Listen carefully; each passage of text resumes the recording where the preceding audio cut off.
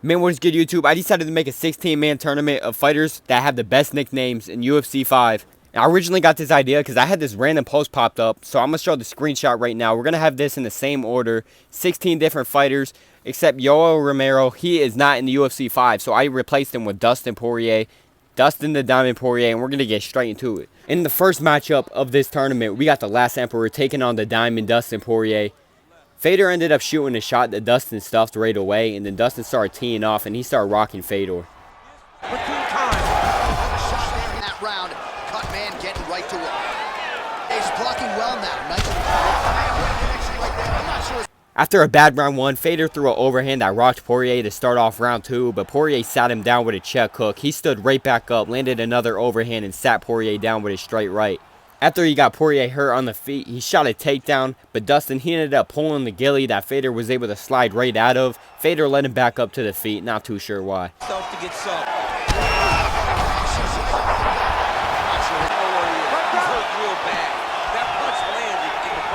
Fedor, he decided to let up Dustin Poirier, but it didn't matter because he sat him down, got him to the ground, but Poirier took advantage of that. He reversed the position, locked in an armbar. He almost made him tap, but he took top position, kept him there for 40 seconds, got this fight back up to the feet. You're not getting hit. That is a huge shot right there, DC. You don't want to eat too many more of those. No, and he needs to start looking to finish.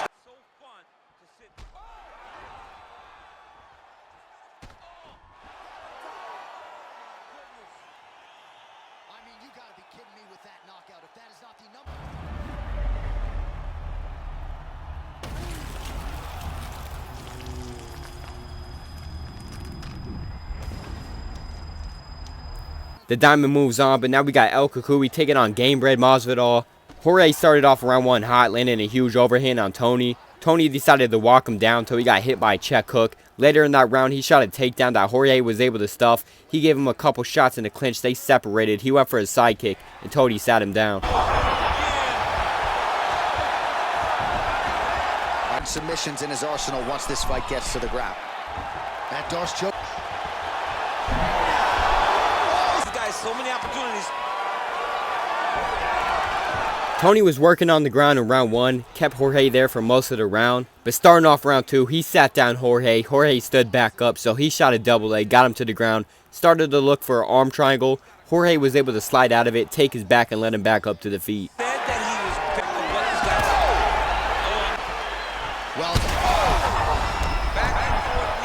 At this point, they were going back and forth. They were landing big shots. Jorge was starting to tee off on Tony. Tony went for a rolling leg lock, and he was able to almost look for it to get it in, but Jorge was able to slide out of it. Oh my goodness, he got out of fantastic submission defense. Oh, now Ferguson will never change it. After getting pieced up on the feet, Tony was able to get a takedown, got Jorge to the ground where he started landing big shots, and then it was late in the round, so he went to switch it to an armbar, which he locked in, but Jorge didn't tap, so he ended up taking top position and kept him there for the rest of the round. Obituaries, man. I always think they're done. Surprise me. It could open back up. Play shot there. Diesel footwork here. Every time this fight hit the feet, Jorge was taking over. Tony was not able to stand with him. He was getting rocked and dropped a whole bunch of times. He came forward, he was able to rock Jorge. This time he had him wobbling backwards, hit him with a nice elbow and slept him. Oh!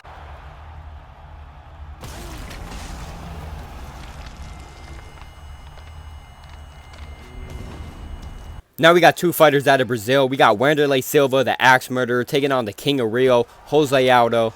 Wanderlei Silva started off this fight landing a high kick, sitting down Aldo, so Aldo decided to wrestle. He kept Silva down for 40 seconds, and Silva got back up to the feet.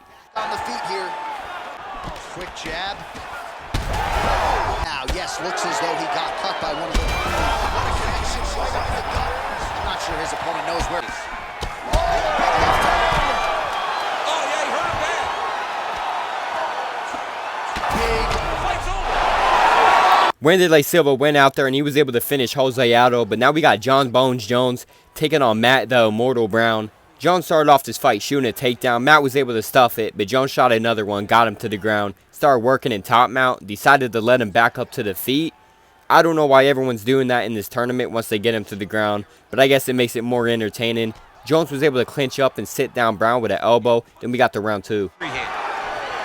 Oh, nice takedown defense. It hurt very bad. This fight was going a little unexpected. You would think Jones would have got the finish by now, but he's still dominating. We got a prime John Jones taking on Matt Brown. Brown started to clinch up with Jones. He landed a nice left hook, then Jones made him pay for it with a straight right that rocked him. He's going guillotine.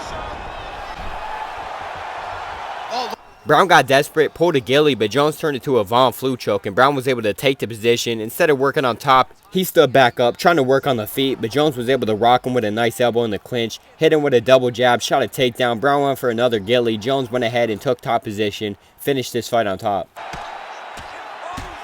Oh, these ground strikes are just brutal. This is Bruce Buffer.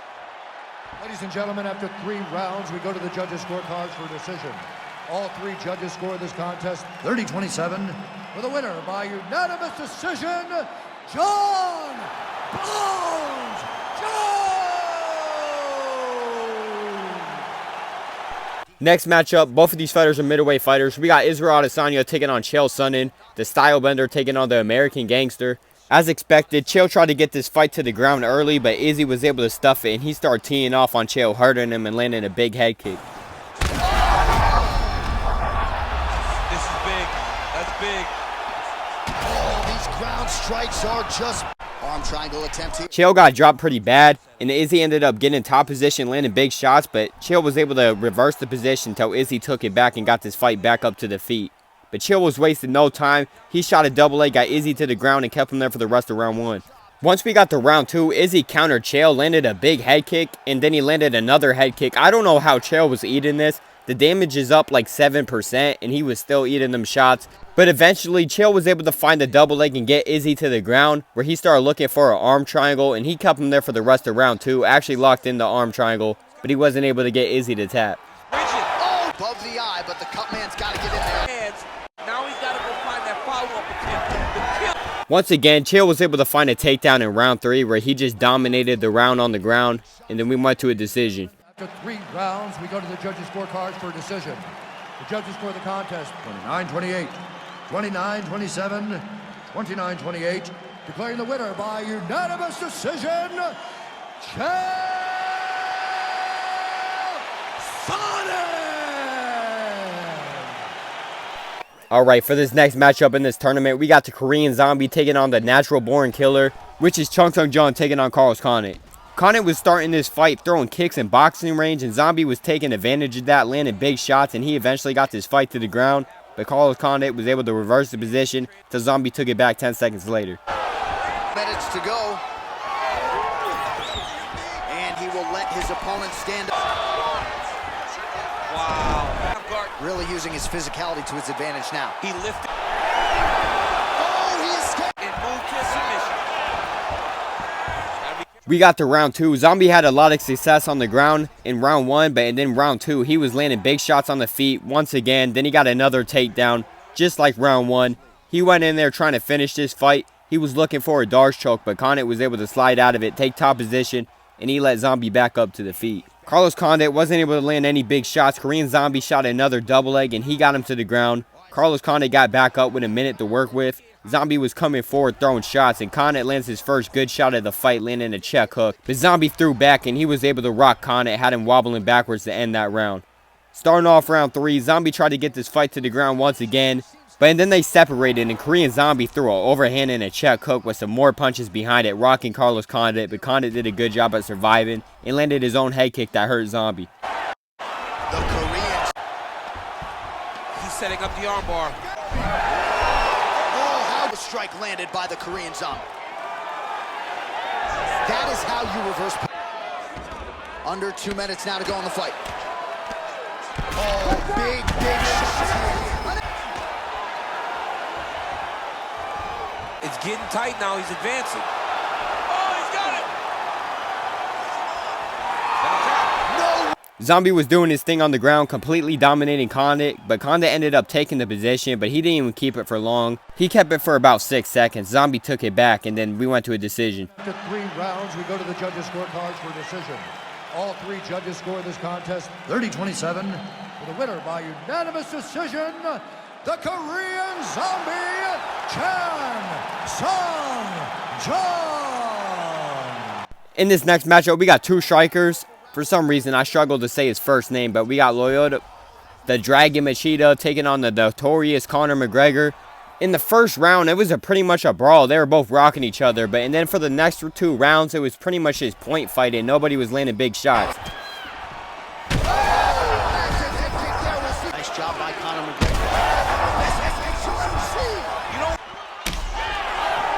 Oh, McGregor's...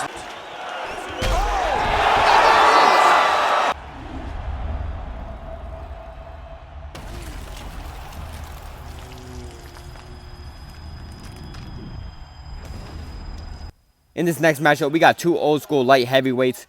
We got the Iceman Chuck Liddell taking on Quentin Rampage Jackson. And they're both old school fighters, and they fought exactly like that, just going back and forth and brawling. Here in round one. I'm not sure his opponent knows where he is. No, he doesn't know where he is. He's half guard. After going back and forth on the feet, they started the work on the ground, and then Iceman Chuck Liddell started teeing off on the ground, getting Rampage out of there.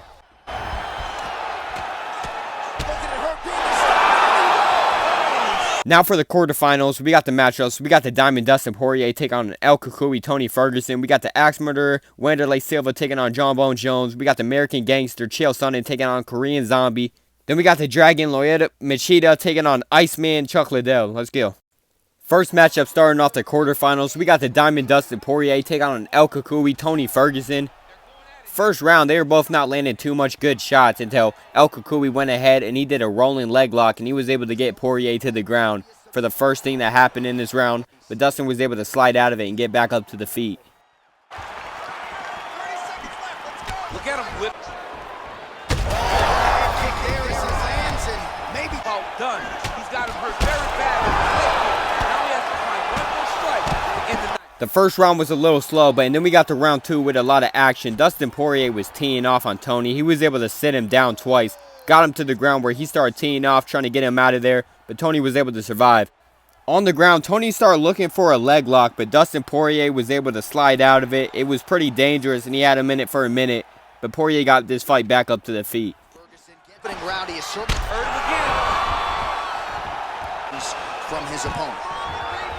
Tony tried to get this fight back to the ground, but Dustin decided to pull a ghillie just like he normally does, but Tony turned it to a Von Flue choke, but Poirier did a good job at reversing the position. So like we... Oh, big diving punch to the head. Big shots landed by him now. Now we got another matchup. Both of these fighters are light heavyweight fighters. We got a prime John Bone Jones taking on the Axe Murderer Wanderlei Silva. John Jones ended up getting the takedown, but Silva reversed it, and he started landing big shots on Jones with an elbow that ended off. But Jones ended up getting Silva in crucifix, where he started letting off some shots. Here the ground and pound, just a devastating ground striker, and his opponent may not be long for this. You know, Jones decided to move to timeout, where he started raining down more shots on Silva. On top of his guard, he was keeping his hands up, but eventually he dropped it, and Jones went for an elbow that landed big, and then he went for an arm triangle. Oh, now he bails on the submission.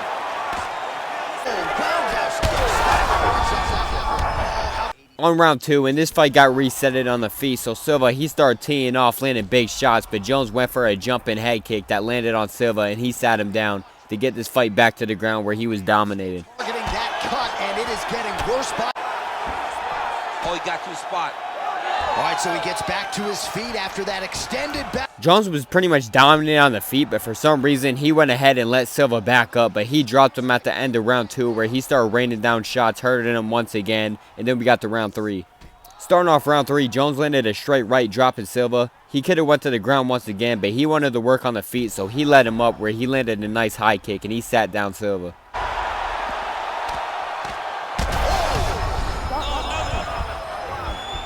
This next matchup, we got the American Gangster Chael Sonnen taking on the Korean Zombie Chung Sung Jung.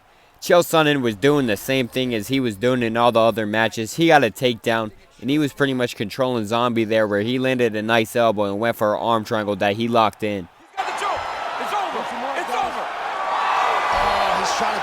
Chael Sonnen went ahead and dominated the first round on the ground, and then round 2, he went right back to the same thing, taking down Chung Sung Jung, waited half the round to go for an arm triangle that he locked in once again. That was 2 straight rounds where Sonnen locked in an arm triangle and Zombie didn't tap. And Zombie wanted to do his own work on the ground, so he went ahead, hit his switch on Chael Sonnen, and started attempting an armbar. Careful here. White setting up for a finish here. Oh, that.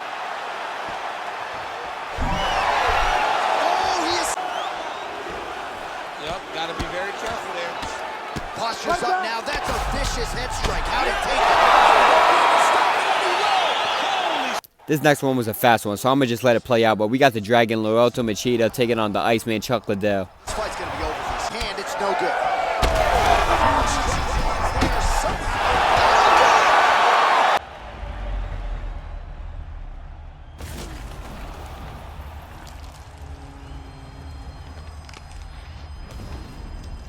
Getting into the semifinal matchups, we got the Diamond Dustin Poirier taking on John Bones Jones. And on the other side, we got the American Gangster Chael Sonnen taking on Lyoto, the Dragon Machida. First fight starting things off, we got the Diamond Dustin Poirier taking on John Bones Jones. Opponent down. Oh, what a head kick there as he lands. Poirier was able to rock John Jones to start off this fight, so Jones went ahead and shot a double leg, but Poirier was able to stuff it, give him a couple clinch shots, and they separated, and he rocked him again.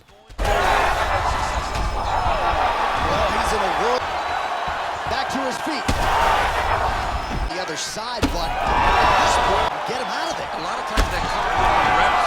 That comes with taking your time. Another one. Well, it looks as though that strike maybe. Herb Dean steps in. After Dustin Poirier went ahead and somehow dominated and got the upset over John Jones, we got the American Gangster Chael Sonnen taking on the Dragon Machida. And back at it, nobody's going to stop Chael Sonnen from doing his game plan. He's going in there, he's going to try to take you down, and he's going to try to control you and do some damage. He's got to be careful here. Look at him, he set up a choke now. Look at that, he set it up. Chael Sonnen was making this look like all of his previous fights. He went in there, he was getting takedowns, trying to do some damage from top mount and look for that arm triangle. Once we got to round 3, Sonnen went in there, got a takedown, and nothing really happened on the ground, but then we got to round 3. He's effective with straight punches. Huge straight punch lands, and he's got to hurt very bad.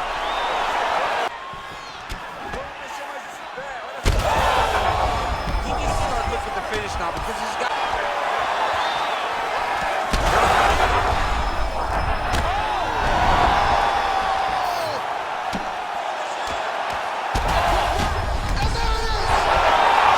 Alright, going into the final matchup, we got 2 unexpected people. We got the Diamond Dustin Poirier, who was only in the tournament because Yoel Romero couldn't make it. And then we got the American Gangster Chael Sonnen in the final matchup, getting straight into it. Starting off this fight, Poirier was moving backwards, threw a double jab. Sonnen went up with a high kick. Poirier threw a left hook. Chael Sonnen got the takedown, went to top mount, and tried to get some damage off. Gently defend, or the referee's going to stop. Got to defend, but you can see him...